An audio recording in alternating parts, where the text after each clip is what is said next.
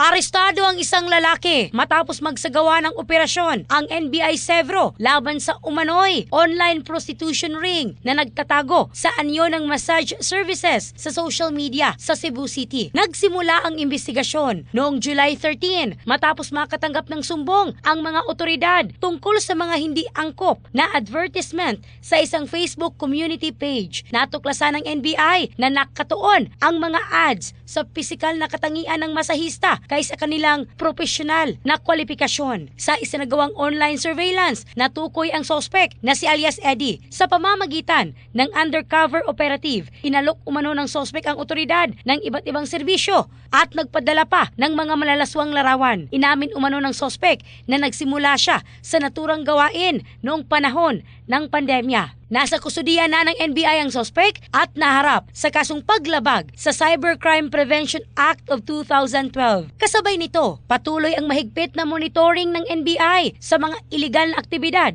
sa social media. In the heart of changing lives. Ako, si Michelle Craste ng Brigada News Philippines, the Music and News Authority.